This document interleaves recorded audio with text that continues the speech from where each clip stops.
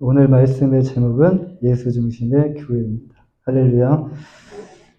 이 말씀을 언제 혹시 들어보셨다. 우리 교회에서 이 말씀을 들어보셨다. 생각나시는 분? 예, 우리 홍순대 선생님 기억하셔요. 사모님도 기억하세요. 이 말씀은 지난 12월 31일 날, 지난 12월 31일 날 송구영신 예배 때 함께 나눴던 말씀입니다. 이 말씀은 뭐냐면요. 우리가 함께 그 2023년도를 시작하면서 표를 정하고 그 표에 대한 말씀이었어요. 여러분, 한국에 보면요. 오뚜기라는 식품이 있죠. 오뚜기. 그리고 한국에 보면은 부대가, 또 오뚜기 부대가 있습니다. 예. 오뚜기 부대가 있어요. 오뚜기 하면 어떤 생각이 드십니까? 어떤 생각이 드시죠? 중심을 잃지 않고 우뚝 서 있는 모습이 아마 떠오르실 거예요. 그렇습니다. 오뚜기는요, 누군가가 건들지 않는 이상, 누군가가 힘으로 밀지 않고 건들지 않는 이상, 비가 오나, 눈이 오나, 바람이 부나 계속 그 자리에 우뚝 서 있어요. 밀거나 때리거나 잡아 당기거나 하면요, 오뚜기도 그 힘 때문에 어쩔 수 없이 쓰러지고 넘어지게 돼요. 그런데 오뚜기를 누르는 상대의 힘이 빠지고, 그리고 그 상대의 힘이 사라졌을 때는 오뚜기는 언제 그랬냐는 듯이 다시 올라오게 되고요. 또 우뚝 서 있게 됩니다. 이것이 바로 오뚜기예요. 이 어떤 사람이 그리스도인들의 사명에 대해서 이렇게 말했습니다. 그리스도인들의 사명은요, 이기는 것이 아니라 싸우는 것이다. 마지막까지 이 전쟁의 승리는 오직 하나님께만 있고, 우리가 해야 될 것은 싸우는 것이다. 전쟁의 승패는 하나님께 달려있다. 찬양에도 이런 찬양이죠. 우리가 앞서 불렀던 찬양. 전쟁은 나에게 속한 것이 아니니 전쟁은 하나님께 속한 것이다. 여기서 싸우는 것은 무엇을 의미하는 것이죠? 말 그대로, 문자 그대로 총이나 칼로서 싸우는 그 무력으로 싸우는 것이 아닙니다. 이것은 끝까지 예수 그리스도의 이름으로 버티라는 것이에요. 끝까지 인내하며 버티라는 것이에요. 이것은 끝까지 예수 그리스도의 이름으로 버티라는 것인데 언제까지 버텨야 되죠? 언제까지? 믿기 시작했으면은 언제까지 버텨야 되냐면 이제는 주님의 그 사랑을 붙잡고 주님이 오실 그날까지 버티셔야 돼요. 주님이 시원해 주시는 그날까지 버티셔야 돼요. 다시 말해서 버티라는 것은요. 성경의 말씀대로 인내하라는 말씀이에요. 인내하라. 피 흘리기까지 버티는 것이 바로 그리스도인의 사명입니다. 이 세상은 그리스도인들을 기다리고 있습니다. 그런데 여기서 세상은요, 지금 우리가 눈에 보여지는 이런 세상이 아니라 영적인 의미로 공중 권세를 쥐고 있는 이 사단을 의미를 해요. 성경적으로, 영적으로. 근데 이 세상이 우리를 기다리고 있는데, 우리를 부유하게 하기 위해서 기다리는 것이 아닙니다. 화평을 주기 위해서 기다리는 것이 아니에요. 화평을 생각했다면, 그리고 부유하게 하기 위해서를 생각했다면 잘못 생각하신 거예요. 환난과 핍박을 주기 위해서 이 세상은 우리를 기다리고 있어요. 신약 성경은 세상 속에서 그리스도인이 당하는 환난에 대해서 계속적으로 언급을 하고 있습니다. 우리는 알고 있지만, 우리는 이 말씀을 많이 들어가지고 알고는 있지만, 이것을 애써 외면하려고 합니다. 왜 그러냐면, 그것을 당하는 것을 별로 원하지 않기 때문에 그래요. 그런데 그리스도인들은 이것에 대해서 어떻게 대처를 해야 됩니까? 로마서 5장 3절에서 5절 말씀에 다만 이뿐 아니라 우리가 환난 중에도 즐거워하나니 환난 중에도 즐거워한다. 이는 환난은 인내를 낳고 인내는 연단은 소망을 이루는 줄 알미로다. 소망이 우리를 부끄럽게 하지 아니하면 우리에게 주신 성령으로 말미암아 하나님의 사랑이 우리의 마음에 부은 바 됨이니라고 이렇게 말씀하셔요. 세상 속에서 그리스도인들이 환난을 당하지만 그리스도인들이 환난을 당해요. 많은 어려움을 당해요. 핍박을 당해요. 그런데 그리스도인은 슬퍼하지 않습니다. 아이러니하게도 핍박을 당하지만 환난을 당하지만 치욕을 당하지만 슬퍼하지 않습니다. 오히려 환난 중에도 즐거워해요. 환난은 우리 가운데, 우리의 육체 가운데 고통을 줍니다. 이 고통은요, 우리 안에 아픔과 우리 안에 슬픔을 주게 돼요. 근데 세상은 이렇게 고통을 당하게 되면 슬퍼하게 돼요. 왜 그러냐면 세상이 전부이고요. 죽으면 모든 것이 끝이라고 생각하고 있기 때문에 이 고통을 당하면 슬퍼하게 되고 이 고통을 당하면 아파하게 돼요. 그렇습니다. 환난을 당하면요, 고통스럽고 아픈 것은 사실이에요. 찔러서 누가 안 아픈 사람이 누가 있겠습니까? 그러나 그리스도인들은 슬퍼하거나 낙심하지 않는다라는 거예요. 왜 그렇습니까? 우리 안에 영원한 소망 되시는 예수 그리스도와 우리 안에 하나님의 그 나라가 있기 때문이에요. 믿으십니까? 마태복음 16장에 보면요, 우리가 잘 아는 말씀이 나와요. 사람들이 나를 누구라 하느냐라는 이 질문이 나오죠. 또한 너희들은 나를 누구라 하느냐라는 이 질문이 나와요. 예수님은 마태복음 16장에서 제자들을 불러서 일종의 이제 관계 정립을 하기 위한 그런 시간을 가지셔요. 근데 너희들하고 나하고 어떤 관계냐? 라는 그 정립을 하기 위해서 시간을 가지십니다. 그동안 제자들은요, 예수님과 이렇게 동고동락하면서 그분의 가르침을 받았고, 또 예수님께서 행하셨던 그 모든 일들, 기적과 그 치유를 목격을 했어요. 또한 그때는 하나님 나라의 복음이 퍼지고요. 그리고 예수님의 사역이 이제 탄력을 받기 시작을 했던 시점이었어요. 예수님을 따라서 이제 가이사랴 빌립보로 가는 제자들의 머릿속에는요, 예수님은 도대체 누구신가? 그분의 목적은 무엇인가? 앞으로 또 우리들은 어떻게 해야 하는가? 우리는 또 어떤 자리를, 장차 미래에 우리는 어떤 자리를 맡게 될 것인가? 그들 안에는요, 이런 질문들로 가득 차 있었을 것이에요. 주님께서 그것을 모르실 리가 없죠. 주님은 다 아시니까. 근데 그러던 중에 주님은요, 그들에게 질문을 하셔요.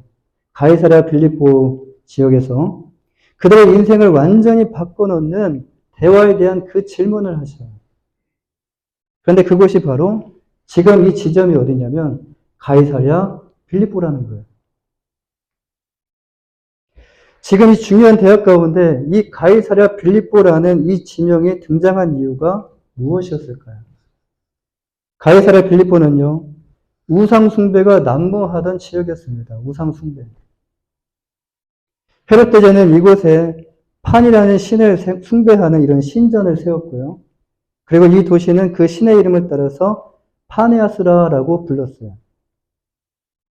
그 뒤에 분봉한 빌립이 로마 황제 가이스 아구스도에게 충성을 표시하고 자신의 이름을 높이기 위해서 이 도시의 이름을 이 두 그 이름, 가이사랴 빌립보로 바꿨어요. 이렇게 우상숭배가 난무하던 그런 거짓의 도시 한복판에서 그런 거짓의 도시 그 한복판에서 주님은 그분의 정체성과 그리고 그분이 사명과 그리고 제자들과의 관계를 정립하는 이런 대화에 대한 질문의 포문을 여셨다는 겁니다. 첫 번째 질문이 무엇이었죠? 사람들이 인자를 누구라 하느냐라는 질문이었어요. 예수님이 몰라서 질문하신 것이 아닙니다. 그때 제자들은 어떤 사람들은 뭐 침례 요한이고 어떤 사람들은 엘리야고 어떤 사람들은 에레미야와 같은 이런 선지자라고 말을 해요. 이렇게 예수님에 대한 세간의 평가는 다양했습니다.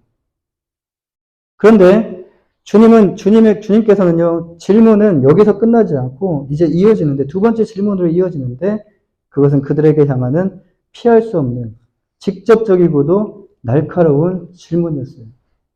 자, 그렇다면, 너희는 나를 누구라 하느냐? 너는 나를 누구라고 생각하느냐? 그때 베드로가 주는 그리스도시요 살아계신 하나님의 아들이십니다. 베드로의 고백은요, 그냥 사람들이 고백하는 그런 고백이 아니었다라는 거예요. 베드로는 예수님을 하나님의 독생자라는 말은 다시 말해서 베드로는요, 예수님을 하나님으로 받아들이고 고백했다라는 것이에요. 그 우상 숭배가 난무했던 그 거짓의 도시 한복판에서 누구를 고백해요? 예수님이 하나님이심을 고백하고 있다는 거예요.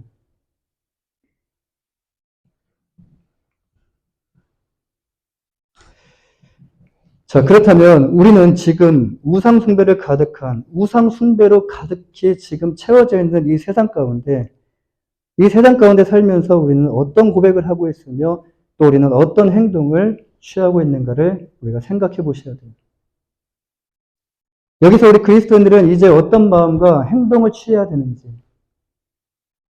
베드로와 같이 이런 결단이 우리에게 필요하다라는 말씀이에요. 주님께서 우리에게도 동일하게 질문하십니다. 너희는 나를 누구라 하느냐? 성경에서는 이렇게 말씀합니다. 성경에서는 이렇게 말씀합니다라고 우리는 대답을 해요. 그런데 주님께서는 다시 한번 우리에게 질문하셔요. 너는 나를 누구라 생각하느냐?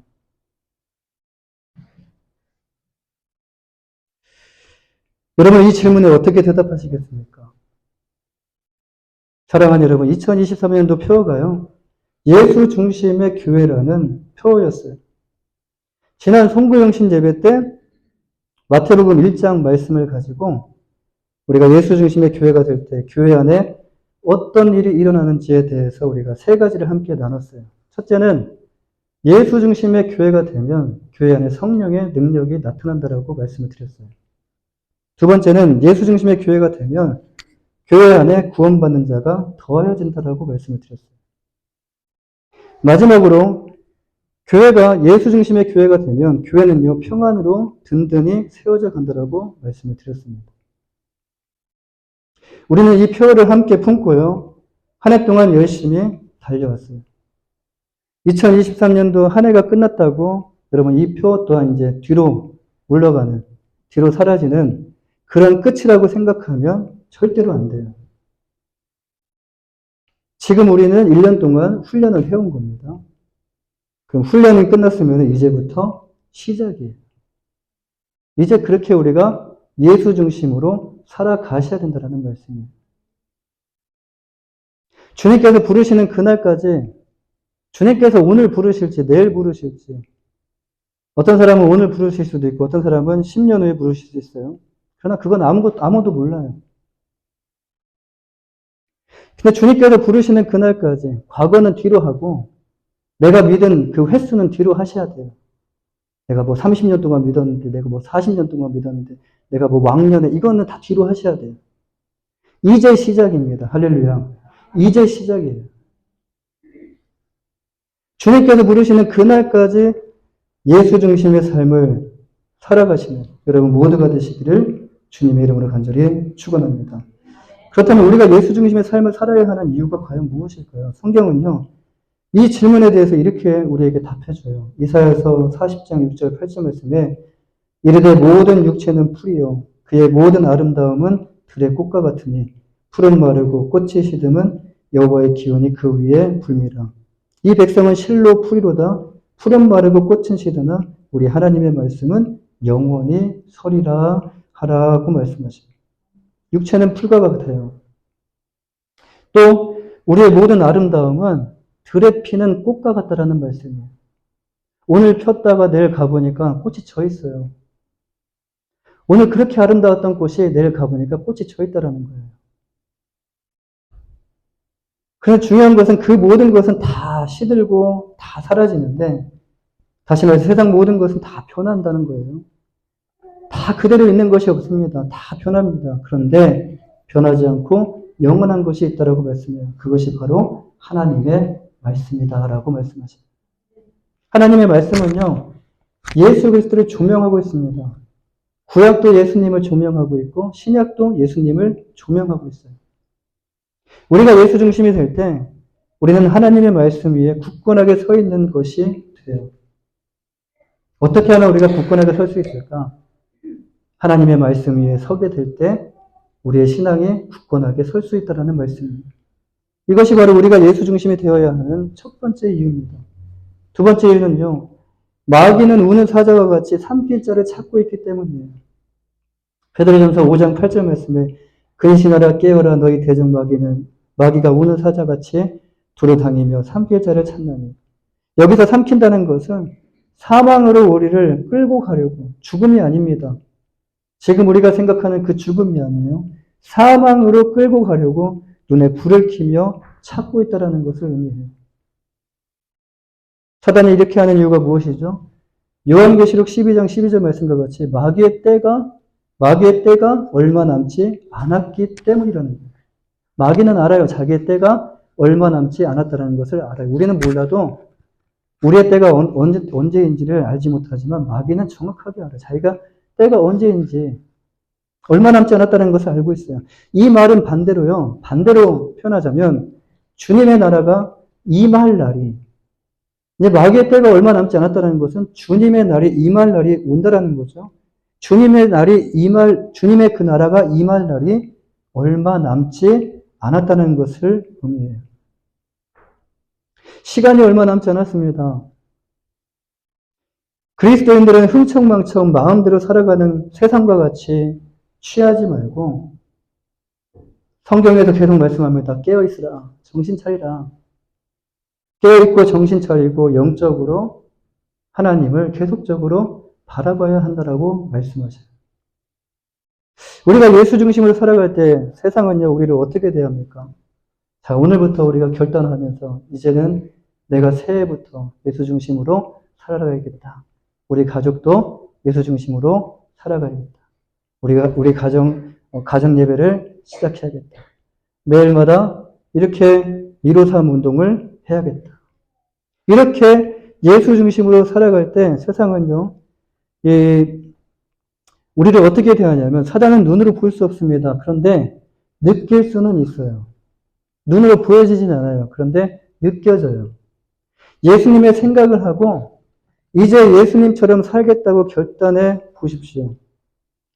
내가 이제부터 예수님의 생각을 하고 예수님의 마음을 품고 이제 예수님처럼 살겠다라고 그렇게 결단을 한번 해보십시오. 느끼지 못했던 사단이요, 눈앞에 와 있음을 느끼게 될 것이에요. 우리 안에서 두 가지의 생각이, 하나님의 그 마음과 사단의 생각이 싸우는 것을 아마 경험하게 되실 거예요. 베드로전서 4장 11절 16절 말씀과 같이 예수 중심으로 살아가는 그리스도인들은요, 그리스도의 이름으로 인하여 세상에서 고난을 당할 것이다 라고 말씀해요. 고난은 바로 우리의 생각에서부터 시작됩니다. 그 어떤 환경이 아니에요. 내 생각에서부터, 나 자아에 대한 싸움에서부터 이 고난이 시작된다는 거예요. 또한 그리스도의 이름으로 치욕을 당합니다. 그런데 이것은 오늘날에 생겨난 일이 아니기 때문에 이것을 전혀 이상하게 생각할 필요가 없다는 거예요. 사도행전에 보면요, 베드로와 사도들이 그리스도의 이름으로 핍박과 고난을 당합니다. 그들은 그리스도의 이름으로 고난을 당한 것을 오히려 즐거워했고요. 오히려 그것을 훈장처럼 달고 다녔어요. 여겼습니다. 베드로전서 4장 16절에서 이런 일이 우리에게 찾아왔을 때 우리가 이제 어떻게 대처해야 하는지를 말씀해 주는데요. 만일 그리스도인으로서 고난을 받으면 부끄러워하지 말고 도리어 그 이름으로 하나님께 영광을 돌리라라고 말씀하십니다. 우리 그리스도인들이 예수 중심으로 살아갈 때 이와 같은 고난이 우리에게 찾아온다라는 말씀입니다. 기억하셔야 됩니다. 예수 믿으면 편해질 것이다. 예수 믿으면 부자 될 것이다. 그런 잘못된 생각으로 우리가 주님을 믿으면 안 된다는 거예요. 분명히 예수님을 믿으면 성경의 말씀처럼 고난이 찾아와요. 핍박이 찾아와요. 여러 가지 많은 정말 들을 수 없는 그런 일들을 우리가 듣게 되고 우리가 보게 돼요. 이럴 때 하나님은 우리에게 어떻게 하십니까? 하나님은요, 우리에게 말씀과 성령으로 힘과 위로를 불어넣어 주십니다. 복음 증거에 힘썼던 바울 사도에게 찾아오셔서 이렇게 말씀하시죠. 얼마나 외로웠습니까? 얼마나 힘들었습니까? 주변에 자기를 돕는 사람은 한 명도 없는 것처럼 보이고 얼마나 힘들었을까요? 얼마나 외로웠을까요? 근데 죽음이 바로 앞에 놓여져 있어요. 언제 죽을지 모르지만 죽음이 바로 앞에 놓였다는 것을 느끼고 있어요. 그런 사도 바울에게, 대축 같았던 그 사도 바울에게 정말 이런 마음이 있다는 것을 하나님도 알고 계신 거예요. 사도행전 18장 9절 10절 말씀에서 밤에 주께서 환상 가운데 바울에게 말씀하시되 두려워하지 말며 침묵하지 말고 말하라. 내가 너와 함께 있으며 어떤 사람도 너를 대적하여 해롭게 할 자가 없을 것이니 이는 이 성 중에 내 백성이 많음이라 하시더라. 하나님 바울 사도에게 말씀으로 위로하여 주시고 힘을 주십니다. 여호수아는 또 어떻습니까? 여호수아 1장 9절 말씀에 내가 내게 명한 것이 아니냐. 강하고 담대하라. 두려워하지 말며 놀라지 말라. 내가 어디로 가든지 내 하나님 여호와가 너와 함께 하시니라. 에레미야 선지자는 또 어떻죠? 에레미야 1장 6절에서 에레미야는 하나님께 자신은 아이라라고 말을 하면서요. 자신은 말할 줄을 모른다라고 고백합니다. 그때 하나님은 에레미야에게 1장 8절에서 너는 그들 때문에 두려워하지 말라. 내가 너와 함께하여 너를 구원하리라. 내가 너와 함께하여 임마누엘. 내가 너와 함께하여 너를 구원하리라. 나 여호와의 말이니라 하시고 이렇게 하나님께서 에레미야를 여호수아를 이렇게 찾아오셨던 것처럼 우리에게도 동일하게 찾아오셔서 말씀과 성령으로 위로하여 주시고 우리에게 힘을 더하여 주십니다. 예수 중심을 살아갈 때, 예수 중심의 삶을 살아갈 때 정말 외롭습니다. 정말 힘이 듭니다. 주변에 아무도 없는 것처럼 보여서 외롭고 쓸쓸할 그런 느낌이 들 때가 참 많아요. 그런데 우리는 절대 혼자가 아니라는 거예요. 하나님께서 우리와 지금 여호수아에게 말씀하셨던 것처럼 에레미야에게 말씀하셨던 것처럼 지금 이들에게만 말씀하신 것이 아니라 지금 우리에게도 하나님이 우리와 함께 하신다라고 말씀해 주시기 때문에 그렇다면 예수 중심의 교회는 어떤 교회입니까? 첫째로 예수 중심의 교회는요. 변하지 않는 교회예요. 세상 다 변해도 교회는 하나님의 말씀으로 변하지 말아야 돼요. 무엇이 변하지 말아야 됩니까? 다른 것은 몰라도 마태복음 22장 37절 40절 말씀과 같이 이 두 가지는 변함이 없는 교회가 되어야 됩니다. 하나는요. 변하지 않는 하나님을 향한 사랑이에요. 또 하나는 변하지 않는 이웃을 위한 사랑이에요. 둘째로 예수 중심의 교회는요. 예수 안에서 같은 말, 같은 마음을 또 같은 뜻을 품는 교회가 바로 예수 중심의 교회예요. 누가 하라고 해서 하는 것이 아닙니다. 성령께서 우리 안에 계셔서 함께 우리가 같은 말을 하게 돼요. 그리고 같은 마음을 품게 되고 같은 뜻을 품게 돼요. 어떤 강요에 의해서 되는 것이 아닙니다. 그런데 예수 중심의 교회가 되었을 때 고린도전서 1장 10절 말씀에서 분쟁하면 자, 신약에서 고린도 교회가 아마 떠오르실 거예요. 분쟁하면 고린도 교회. 이 세상에 분쟁 없는 교회는 없습니다. 사람 사는 곳에는 다 분쟁이 있어요. 어떤 곳에는 작은 분쟁이 있고 어떤 큰 분쟁이 있는데 분쟁 없는 교회는 없어요. 그런데 그것을 이제 어떻게 해결하느냐가 달려있는 거예요. 그것을 잘못 해결하게 되면 깨지게 되는 거고 그것을 잘 해결하게 되면 교회가 하나가 돼요. 그런데 이것을 어떻게 해결해야 되냐? 이것을 사람의 생각과 사람의 지혜로 해결하는 것이 아니라 하나님의 말씀으로 해결해야 한다는 말씀이에요. 예수 안에서 같은 말, 같은 마음, 같은 뜻 품는 거 정말 쉽지 않습니다. 그런데 하나님께서 하셔요. 할렐루야. 내가 할 수 있는 것이 아니에요.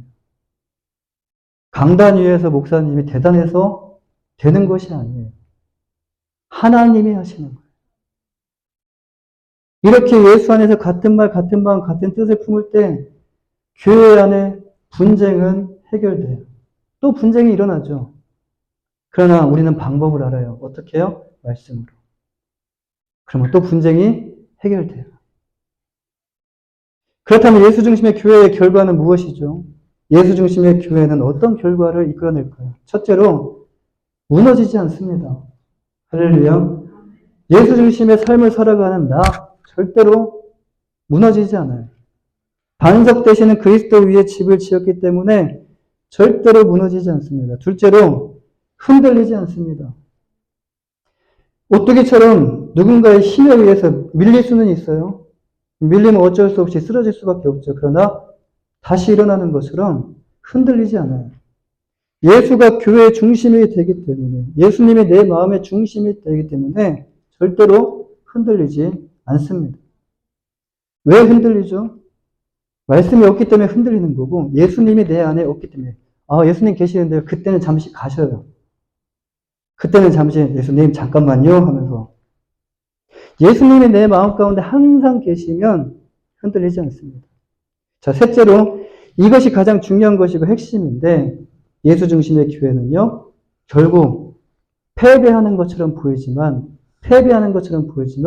결국 승리하게 된다는 말씀입니다. 요한복음 2장 13절에서 주님께서 성전을 깨끗게 하시는 장면이 나오죠.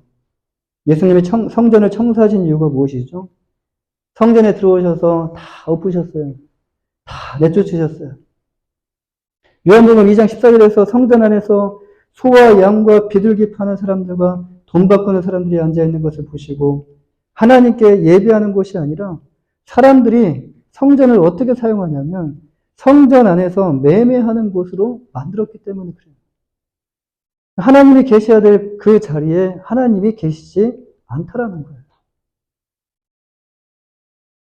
주님은 매매하는 사람들에게 이것을 여기서 가져가라. 내 아버지의 집으로 장사하는 집을 만들지 말라라고 엄히 말씀하셔요. 성전은 하나님이 계시는 곳이어야 됩니다. 예수 중심의 교회가 되면요, 그 교회 안에는 이제 성령의 불이 임하게 돼요. 지난 한 해 동안 우리가 예수 중심의 표를 가지고 달려오지 않았습니까? 근데 왜 성령의 불이 임하지 않습니까? 지금부터 우리가 계속 이것을 꾸준하게 해가면 성령의 불이 반드시 우리 교회 안에 성령의 불이 임하게 될 줄 믿습니다. 솔로몬의 성전을 보십시오. 솔로몬의 성전. 솔로몬이 성전을 건축을 마치고요. 솔로몬이 기도를 했을 때, 기도를 마치게 됐을 때 어떻게 되었죠? 역대하 7장 1절에서 솔로몬이 기도를 마치고 불이 하늘에서부터 내려와서 그 번제물과 제물들을 사르고 여호와의 영광이 그 성전에 가득하니. 하늘에서 성령의 불이 내려와 여호와의 영광이 그 성전에 가득하게 되었어요. 지금 이 자리가 우리들만 신나는 자리가 아니라 하나님의 영이, 하나님의 영광이 가득한 그런 자리가 되어야 될 줄 믿습니다. 우리가 예수 중심의 교회를 결단하고, 이제 우리 교회가 예수 중심의 교회로 가야겠다. 다시 한번 결단하고 하나님을 예배하게 될 때, 하나님을 바라보게 될 때, 예배하는 이 자리에 하나님의 불이 내려와 하나님의 영광이 가득하게 될 줄 믿습니다. 사도행전 2장에 보시면요, 또 나와요. 성령의 불이 임한 마가의 다락방이 나와요. 성령의 불. 그 안에 성령의 불이 임한 이유가 무엇이죠? 그 안에 그들 모두가 예수 중심으로 흩어졌던 모든 마음들이 다시 하나가 되어서 예수 중심으로 마음이 하나가 되었기 때문입니다. 하나님 중심, 하나님이 기뻐하시는 교회였기 때문에 하나님의 영이 불과 같이 바람과 같이 임하셨던 것입니다. 우리 교회가 예수 중심의 교회가 되어서 예수 중심의 교회가 되어서 하나님께서 기뻐하시는 교회, 정말 하나님께서 보시면서 칭찬하시는 교회, 하나님의 영광이 떠나지 않는 교회, 하나님의 그 불이 임하는 그런 교회가 되기를 주님의 이름으로 간절히 축원합니다. 기도하겠습니다.